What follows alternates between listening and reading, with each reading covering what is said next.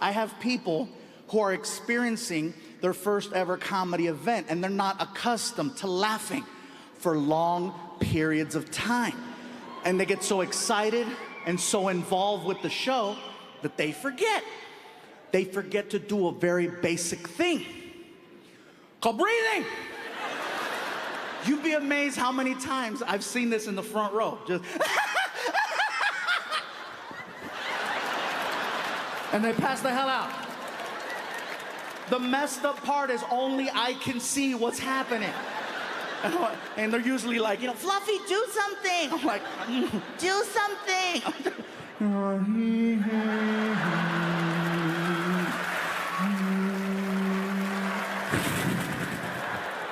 He woke up, thank you. I had a lady one time up in the balcony who laughed herself unconscious. And she went forward and she wound up hitting her head on the rail that was in the aisle. Now, I couldn't see this because I'm on stage and I had spotlights in my face. And it wasn't until after the show was over when Martin came back out on stage and he took the microphone. And then he tells me in my ear, bro, some lady just got hurt in the balcony. The paramedics are here. They have her in the lobby. Let's go check on her. I'm like, let's go. So we go behind the curtain. Security is waiting for us with the car. So we jump in the car and they raced us around to the front of the building.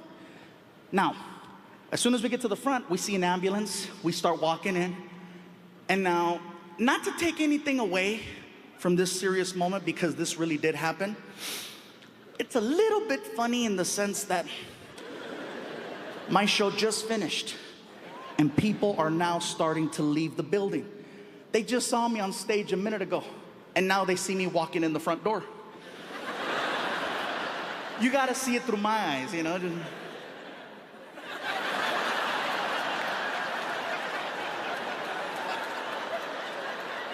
He's big, but he's fast. I don't know how the hell he did that one. That's pretty good. I come in and immediately I cut right to where the lady and the paramedics are sitting on the steps leading to the balcony. Now the lobby is starting to fill up with people and I'm trying to get from point A to point B without getting stopped. So I started doing this, and I know it's gonna look a little weird, but it worked. Are you okay? Are you all right? People see me doing this and immediately they're like puzzled. The way you looked at me right now, they looked at me like this and they did this. What the hell's he doing? It made everybody take 2 steps back and do like this. It created a hole for me to get to them. And then they see the paramedics and they realize what I was trying to do. Everything was fine till I got really close. And then one of the paramedics calls me out. What are you doing to the lady? I go, listen, sir, the woman obviously sustained a head injury, and I'm just giving her a chance to process the fact that it's really me. And I'm slowly getting closer to her. I realize now that I'm in this incredible position where I can no longer walk up from behind someone at one of my shows and go, hey. Why not? Because then, clear. Fluffy killed another one. So finally the lady looks up. She must have been 55, 60, little Asian woman. She sees me and she's like, you too funny. You almost killed me. I am so sorry. Are you okay? Is there anything I could do to make you feel better? Yes. Yes, I feel a bit. I would like a 2 t-shirt. I'm gonna get you 2 t-shirts and 2 DVD. I'm like, you're not that hurt. Get your ass over here. Come on. So I stand her up and immediately one of the paramedics, hey, she hit her head. She shouldn't be standing. I said, listen, I'm the artist performing here tonight. I accept full responsibility over this woman. I got her. It's cool. Plus, she's tiny. We're only walking 10 feet to the merchandise table. No big deal. So I said, come on, I got you. Let's go. As soon as we start walking, she starts venting. Mr. Fluffy, you have no idea a kind of week I have. My son, he married this girl. She no cook, no clean. Move into my house. Now I have to cook and clean for 2. Oh, some bullshit. And I'm like, oh my God, that's gonna happen to me. Mr. Fluffy, I must apologize to you because I do not know who you are until today. I have a friend who gave me a ticket. She says, Susie, you stress so much. You need to get out. Husband win ticket in the raffle. Only have one ticket. You take it. So I look at the ticket. Ticket say, the Fluffy. I don't know what the comedy show is because I never go comedy show. I see Fluffy, I think it's a musical like a Cats. I say, okay, I go see Fluffy Cats. So I come here early so I can get the popcorn and the soda, and so I sit and I wait for Fluffy Cats. Next thing I know, your friend Martin, he walk out on stage with a big hair, big goatee. I say, oh, this not the Cats. This not the Cats. This Lion King. That's a Mexican Mufasa. And he start cracking jokes. I start laughing. I laugh. Then you come out on the stage. I cannot take. I can't breathe. I black out.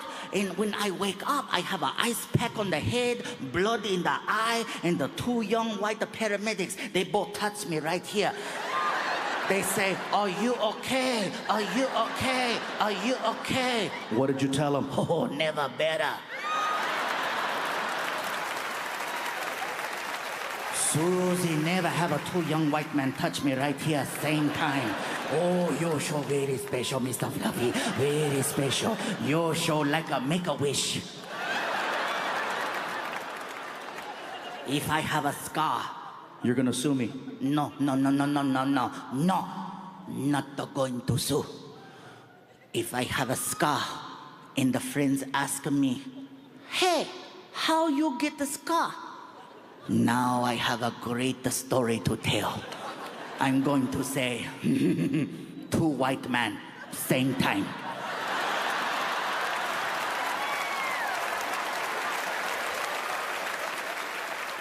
While a Mexican watch. I get her back to the paramedics. The paramedics are like, she's a handful, huh? I'm like, oh yeah, she's horny. She likes you. So here you go.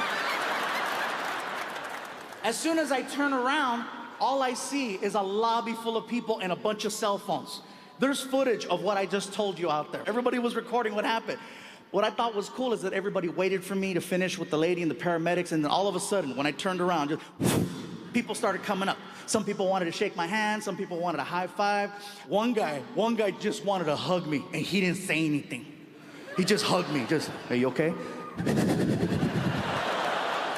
You sure? All right. A couple of kids are looking at me, they're like... And for me, I thought that was so cute because I recognized that twinkle. I've looked at someone like that before. I've been starstruck many, many times. As a matter of fact, this past year, I got to meet one of my childhood heroes. I got to meet Arnold Schwarzenegger. Now, some of you are clapping, some of you are like, wait. Well, here's the thing. I didn't love him as a politician, and I was too young to know him as a bodybuilder. All I knew is the movie Terminator was my favorite movie, and he was the Terminator. So, here's the story. I'm in LA at this red carpet event for some movie that I still haven't seen. I'm standing there with my publicist, okay? I'm standing there with my publicist, and she's explaining to me how the red carpet works. Listen, Gabriel, this is what's gonna happen. You're gonna go down the red carpet, and then the paparazzi's gonna start taking photos of you, and then someone's gonna ask you some questions. It's a lot of fun. Then we'll go inside, and then we'll go to the after party. It's gonna be great. As she's telling me this, I'm looking around, and I look over, and I notice, I see him. I see Arnold Schwarzenegger, and I freak out.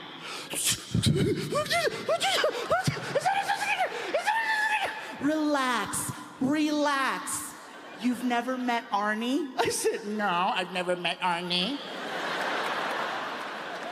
I work with him all the time. He's really nice. Would you like me to introduce you? I'm like, yes. She takes me by the hand, and she walks me directly to Arnold. I'm freaking out so bad, I look like a big-ass toddler.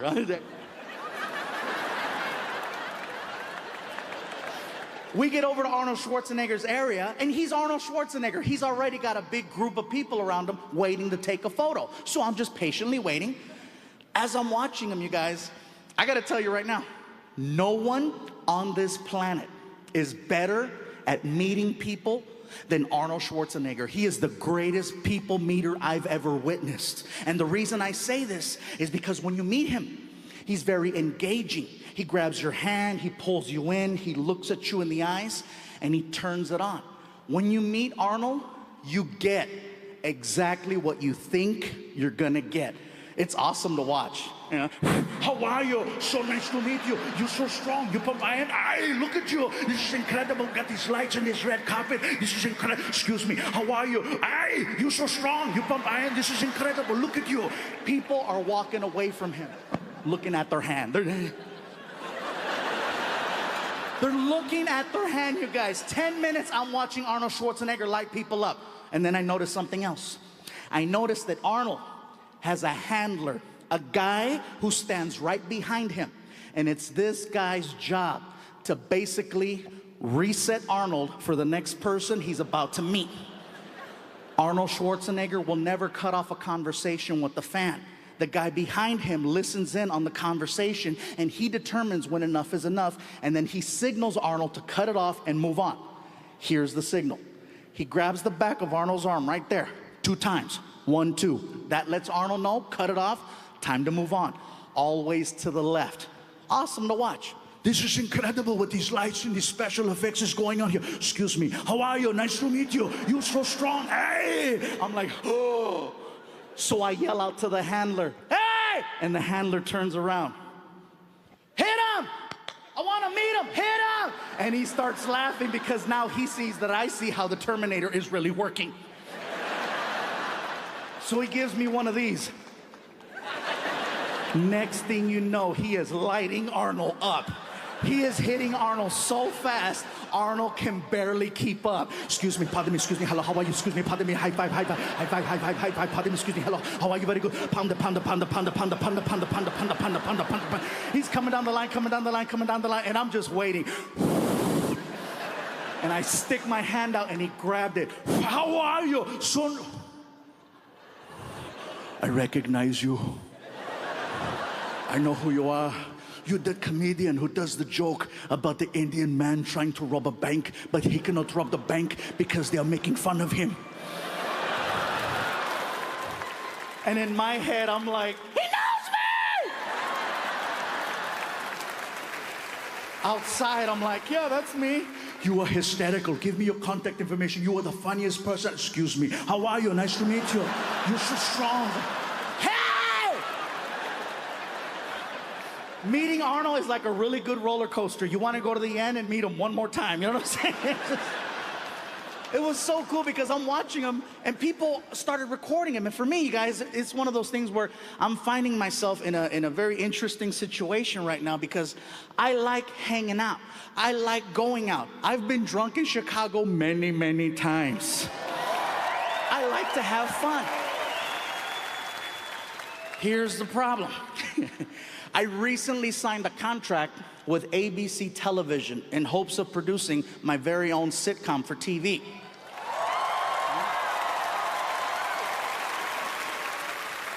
It's not a guarantee, but I am guaranteed a pilot. Here's the problem. ABC is owned by Disney.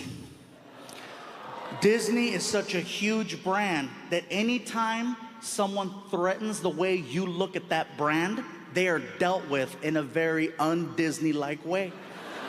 This sitcom that I'm producing is about me. I play myself. I play Gabriel Iglesias. It's about me, my family, my friends. My friend Martin is not allowed on the show. Not per me. Take it up with the mouse. They look at your social media. They look at all of your stuff that you have online. If there's anything about you that